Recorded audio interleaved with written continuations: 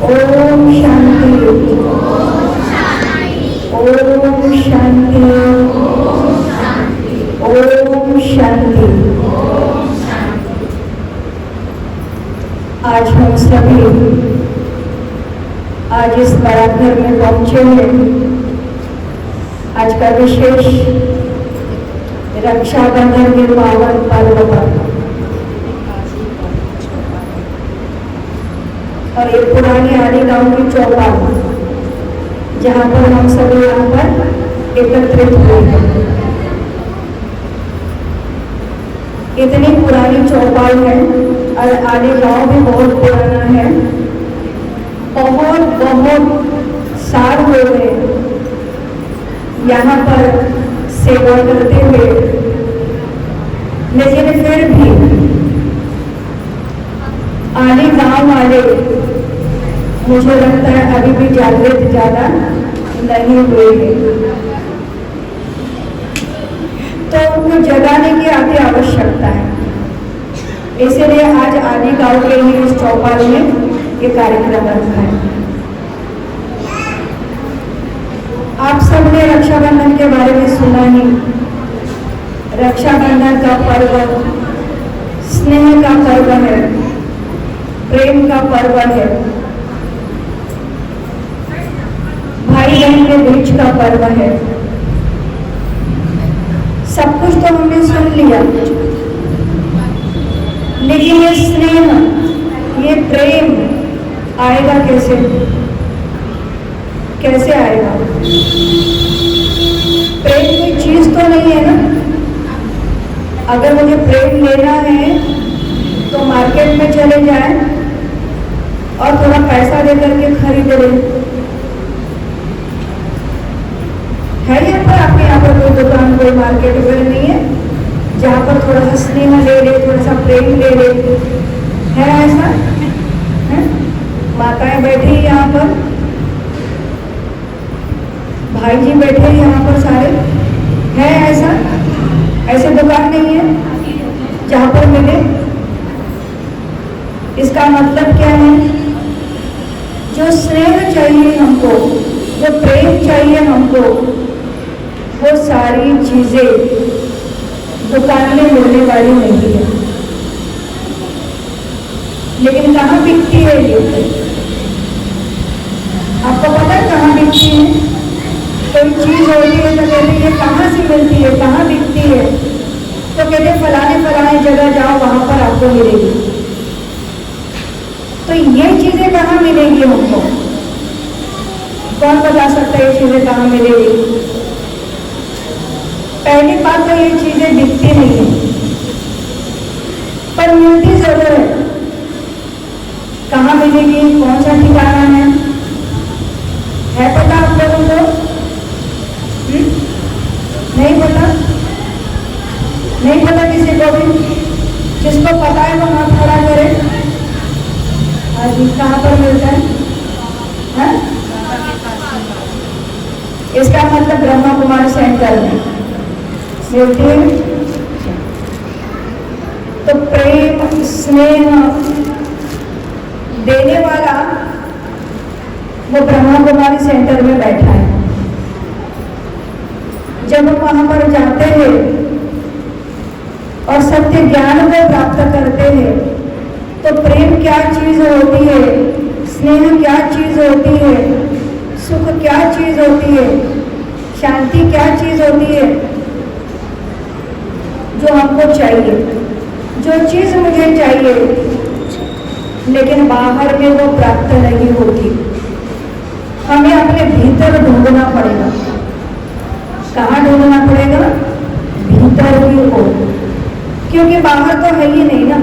बाहर कहाँ ढूंढेंगे? दुनिया में तो बाहर ही ढूंढ रही है, सोच रही है कि धन में मिलेगा, इसलिए धन बटोरने में लगी हुई है, धन कमाने में लगी हुई है। सोचा कि साधनों में मिलेगा, इसलिए साधनों को इकट्ठा कर रहे हैं, वैभवों को इकट्ठा कर रहे हैं। सोचा कि व्यक्तियों में मिलेगा, इसलिए रिश्ते नाते संबंधों को एक साथ कर रहे हैं, लेकिन कहीं पर भी ये प्राप्त नहीं हो रहा। इससे क्या सिद्ध होता है, हम जहां पर भी ढूंढते हैं वहां ये प्राप्त नहीं हो रहा है। जैसे हिरण होता है ना, हिरण, पता है आपको, हिरण को प्यास लगती है, गर्मी के दिन होते हैं और हिरण को जो प्यास लगती है, रेगिस्तान की बात है, तो प्यासा हिरण पानी के लिए तरसता है और रेगिस्तान में तो चारों ओर रेत ही रेत है। सूरज की तीखी किरणें आ रही हैं, उस सूरज की किरणों से रेत पर ऐसा लगता है कि जैसे कोई पानी है, क्योंकि रेत चमकती है। हिरण को लगता है कि यहाँ पर पानी है। हिरण दौड़ता है, दौड़ता है, दौड़ता है, लेकिन जितना भी दौड़ता है वो पानी और आगे आगे आगे की ओर जाता है, और दौड़ता है और दौड़ता है, लेकिन पानी तो मिलता ही नहीं है। क्यों नहीं मिलता? सभी सुन रहे हैं? मुझे लगता है सभी सुन नहीं रहे हैं। यहीं पर बैठे हो कि कहीं और जगह है? पीछे वाले यहीं बैठे हैं, माताएं यहीं बैठे हैं, आपके लिए सुना रहे हैं। हिरण दौड़ता है, पानी तो मिलता ही नहीं है, क्योंकि वहां पर पानी होता ही नहीं है। और फिर वो प्यासा हिरण दौड़ते दौड़ते, हाँफते हाँफते खत्म हो जाता है, मृत्यु को प्राप्त हो जाता है। हमारी भी हालत कैसी है? हम भी क्या करते हैं? साधनों के पीछे, वैभव के पीछे, देहधारियों के पीछे, धन दौलत के पीछे, जमीन जायदाद के पीछे हम दौड़ते रहते, दौड़ते रहते, दौड़ते रहते। मेरे पास इतने मकान होंगे तो मुझे सुकून आएगा, चैन आएगा। मेरे पास इतना धन होगा तो मुझे शांति मिलेगी। लेकिन आप देख लो, जिनके पास भी धन दौलत है, जमीन जायदाद है, उनको पूछो कि क्या आप सुखी हो, तो क्या जवाब आएगा? क्या जवाब आएगा? नहीं, सुखी नहीं है। एक मजदूर मजदूरी करता है, उसको पता नहीं कल मेरे पास खाने के लिए रोटी होगी या नहीं होगी, लेकिन वो निश्चिंत होकर के चैन की नींद सोता है। और जिसके पास अथाह है उसको नींद नहीं आती, डंडक के गद्दे पर सो रहा है, लेकिन चिंताओं में करवटें बदलता रहता है। तो आप सोच करके देखो, जो चैन की नींद भी नहीं कर सकता, क्या फायदा? इतना सब कुछ होकर के क्या फायदा? क्या चाहिए हमको? हमें सुकून चाहिए ना, पर तो वही प्राप्त नहीं है। इससे सिद्ध होता है कि जितना भी हम जिसके पीछे भागते हैं, हमें कुछ भी प्राप्त नहीं होता। क्योंकि आपको बताया, कोई भी चीज बाहर में रखी हुई नहीं है, हमें अपने अंदर की ओर मोड़ना पड़ेगा, भीतर की ओर मोड़ना पड़ेगा। एक बार क्या हो गया, एक छोटी सी कहानी आप लोगों को सुनाते हैं। एक बार दो फकीर सड़क से गुजर रहे थे। चलते चलते चलते चलते उनकी नजर एक बुढ़िया पर पड़ी। एक बुढ़िया बहुत बुजुर्ग हो चुकी थी, झोपड़ी में रहती थी, वहीं पर उसकी झोपड़ी थी, और वो बुजुर्ग, वो बुढ़िया अपने झोपड़ी के आंगन में चक्कर लगा रही थी। जब फकीरों ने देखा कि बुढ़िया को चला भी नहीं जाता है, इतनी तो बुजुर्ग हो गई है, पता नहीं क्यों चक्कर लगा रही है, उनको लगता है कि कहीं कुछ खो तो नहीं गया, शायद कुछ ढूंढ रही होगी। वो थोड़ी देर के लिए वहीं पर सड़क पर खड़े होकर के देखते, लेकिन वो बुढ़िया ऐसी ऐसी गर्दन करते हुए चारों ओर चक्कर लगा रही है। उनको रहम आता है और रहम आने के बाद वो सोचते हैं कि चलो हम भी बुढ़िया की मदद करते हैं। वो फकीर जाते हैं उसके पास और बुढ़िया को पूछते हैं, बूढ़ी माँ क्या ढूंढ रही हो, कुछ खोया है क्या? बुढ़िया देखती है फकीर को, कहती हाँ बेटा कुछ खोया है। वो भी उसके पीछे पीछे पीछे, जैसे वो चक्कर लगा रही वो भी पीछे पीछे चक्कर लगा रहे। वो भी देख रहे इधर उधर देख रहे, पता नहीं कोई चीज छोटी सी हो मिल नहीं रही होगी, कहीं ढूंढ रही है इतना, वो भी देख रहे हैं लेकिन कहीं कुछ नजर नहीं आता। तो फिर वो पूछते हैं कि बूढ़ी माँ अब ये तो बताओ कि क्या खोया है।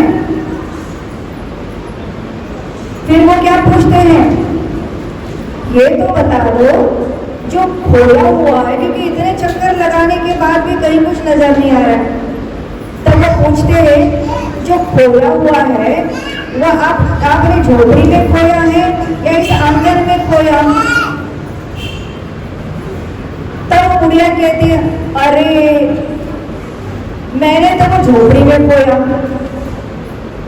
तब फकीर जोर जोर से हंसने लगते हैं, कहते कैसे बुढ़िया है, चीज खोई है कहाँ? कुटिया में, और ढूंढ कहाँ रही है? आंगन में। कहते कैसे बुढ़िया है, हंसने लगते हैं।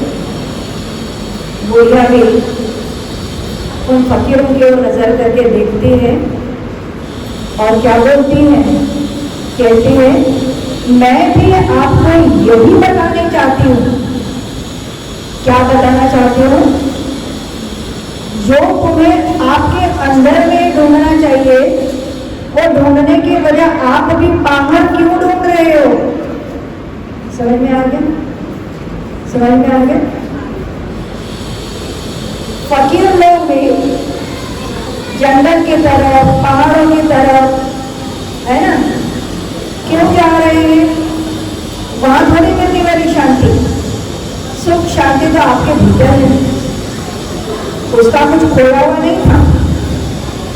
लेकिन बहुत बुजुर्ग हो गई थी, कमर से झुकी हुई थी, वो केवल चक्कर लगा रही थी, गर्दन भी हिल रही थी।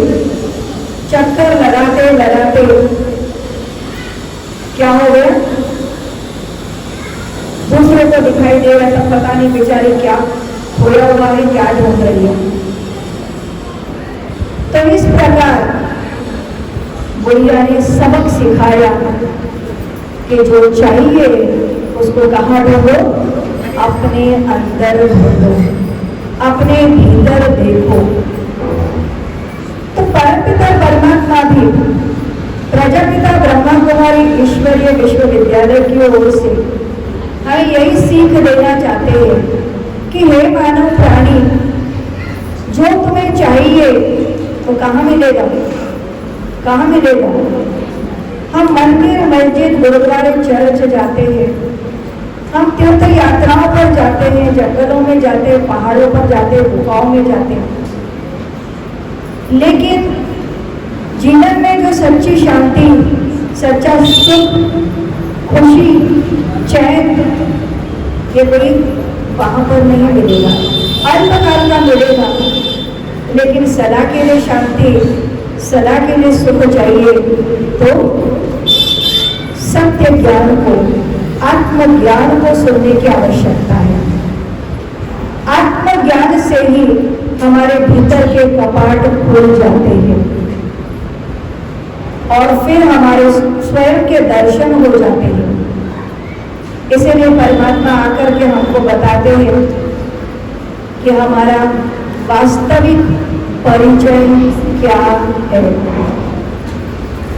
मैं अगर एक एक को पूछूं आप कौन हो, आप सभी अपना नाम बताओगे, अपना एड्रेस बताओगे ना? लेकिन ये हो गया बाह्य परिचय, पर रियलिटी में आप कौन हो? ये शरीर तो है 5 तत्वों का, ये शरीर तो है ही विनाशी, का शरीर 5 तत्वों में विलीन हो जाता है। लेकिन इस शरीर को चलाने वाली शक्ति वो कौन है? वो है आत्मा। आत्मा इस शरीर को चला रही है, परंतु यह आत्मा दिखाई नहीं देती। शरीर दिखाई देता है, आत्मा नहीं नजर आती। यह माइक चल रहा है, आप देख रहे हो, लेकिन माइक को कौन चला रहा है? बताओ, कौन बता सकता है? माइक को कौन चला रहा है? आत्मा चला रही है? बिजली चला रही है। कौन चला रहे हैं? बिजली के कारण माइक चल रहा है ना। अच्छा, होशियार हो। बिजली अगर चली जाए तो तुम्हारा इतना बड़ा माइक है, ये फैन चल रहे हैं, ये बिजली के कारण चल रहे हैं। परंतु तो बिजली को कभी देखा आपने? देखा है? बिजली नजर नहीं आती, माइक नजर आता है। ऐसे बॉडी नजर आती है, पर बॉडी को चलाने वाली चेतना शक्ति व आत्मा नजर नहीं आती। वास्तविक देखा जाए तो मैं वही हूँ। कौन हूँ मैं वो आत्मा हूँ। आत्मा अति सूक्ष्म है, उसको कहा जाता है निराकारी। एक दिव्य ज्योति है, अमर अजर अविनाशी है। और पता है आत्मा कहाँ रहती है शरीर में? जो नए हैं वो बताओ, कहाँ रहती है शरीर में आत्मा? पता है कहाँ रहती है? जैसे गाड़ी को चलाने वाला ड्राइवर कहाँ बैठता है? कहाँ बैठता है? आगे बैठता है कि पीछे? बच्चे सच सच बता दो, ड्राइवर कहाँ बैठता है? आपने देखा है? पक्का नहीं देखा है आपने? ड्राइवर तो पीछे बैठ करके गाड़ी चलाता है। हाँ बच्चों, आगे बैठता है। सही बात है, ड्राइवर आगे बैठ करके गाड़ी को चलाता है। ऐसे ये शरीर रूपी गाड़ी को आत्मा रूपी ड्राइवर चलाता है। इस शरीर का ऊपर का हिस्सा मस्तक, इस भ्रुकुटी के बीच में यहाँ पर आत्मा विराजमान है। आप सबने बिंदी लगाई, मंदिर में जाते टीका लगाया जाता है, तिलक लगाया जाता है, तो कहाँ पर लगाते हैं? यहीं लगाते हैं ना, क्योंकि यहाँ पर आत्मा विराजमान है। आत्मा की निशानी, आत्मा की स्मृति हमें सदैव हो, इसीलिए तिलक टीका बिंदी लगाई जाती है। तो मैं आत्मा कहाँ पर हूँ? यहाँ पर हूँ। आत्मा का कनेक्शन ब्रेन से है, मस्तिष्क से है। मस्तिष्क हमारे कर्म इंद्रियों को ऑर्डर करता है। आत्मा मस्तिष्क को ऑर्डर करती है, मस्तिष्क कर्म इंद्रियों को ऑर्डर करता है और कर्म इंद्रियां चलना शुरू कर देती है। जब आत्मा निकल जाती है तो अंदर में ब्रेन भी होता है, मस्तिष्क भी होता है और कर्म इंद्रियां भी होती है, लेकिन कोई काम करती है क्या? करते? आंखें देखने का काम करती है। आत्मा निकलने के बाद आत्मा देखती है, शरीर देखता है क्या? बोलता है? नहीं। इसका मतलब क्या हुआ? बोलने वाली कौन है?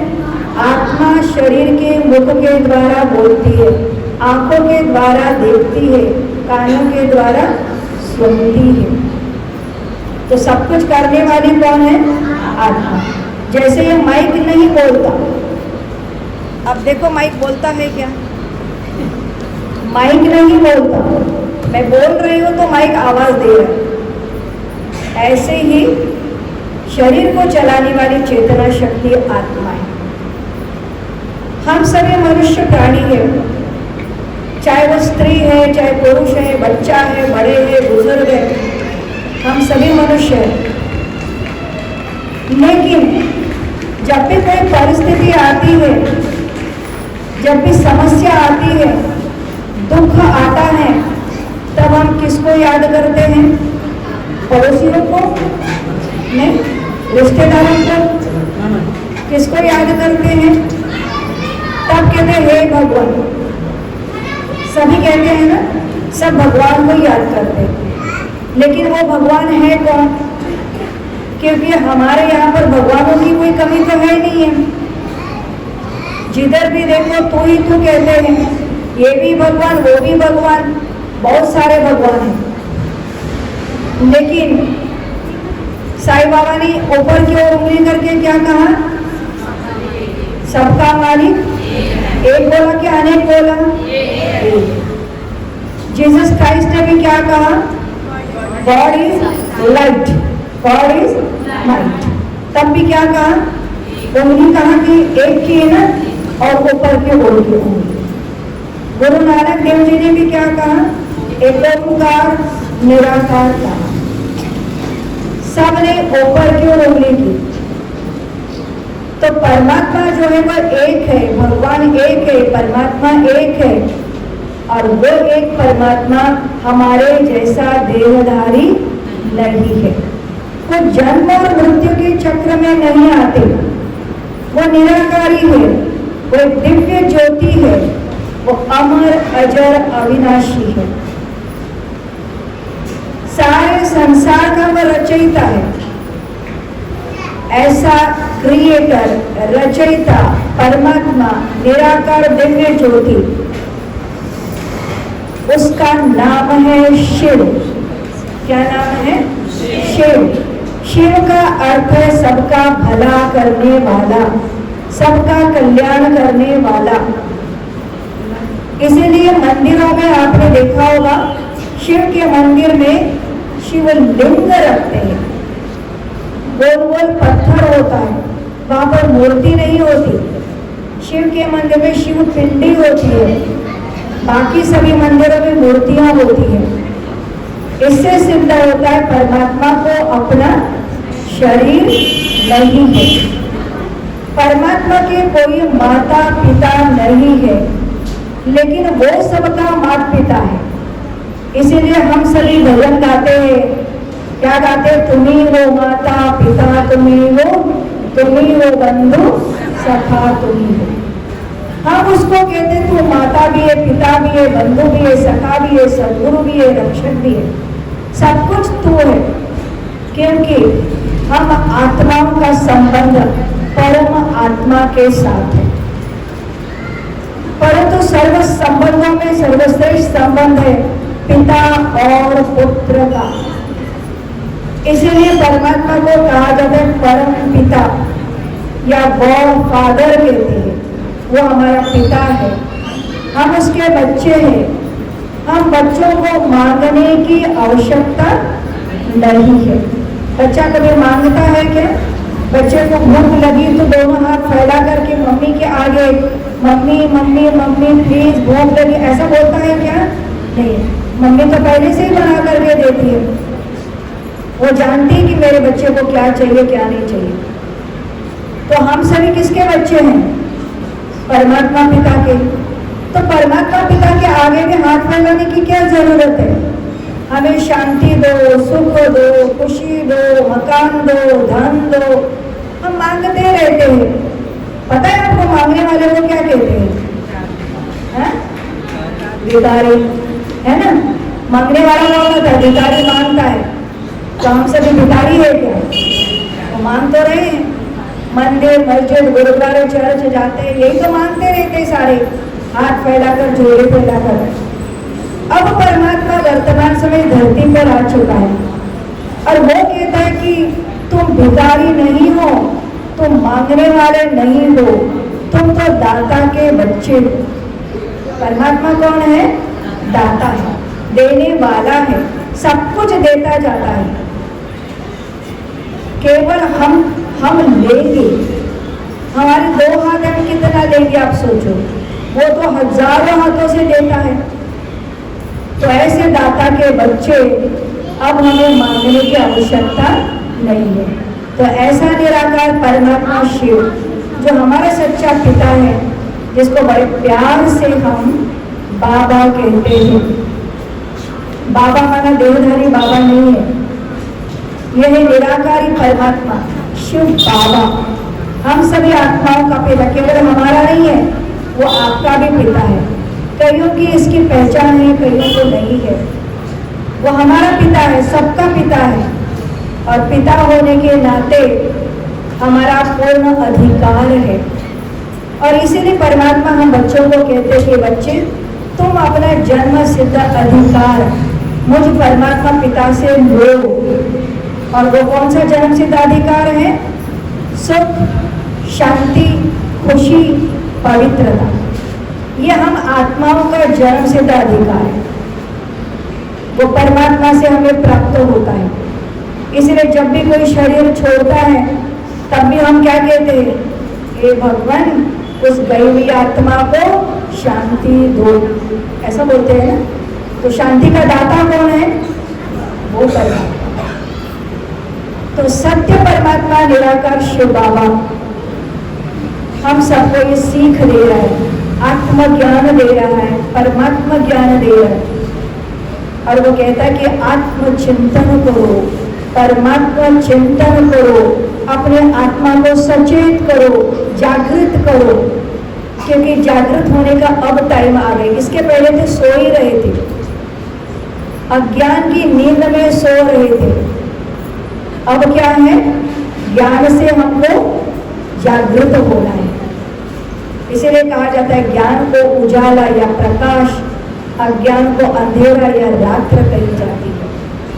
तो अभी घनी रात से, अंधेरे से निकल करके अब उजाले की ओर चलना है हमको। हमारा जीवन भी प्रकाशित हो जाएगा, हमारे अंतर आत्मा प्रकाशित हो जाएगी।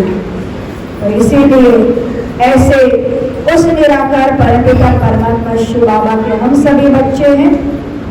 तो शिव बाबा के बच्चों को शिव बाबा सर्व गुणों का भंडारी है, सर्व शक्तियों का दाता है।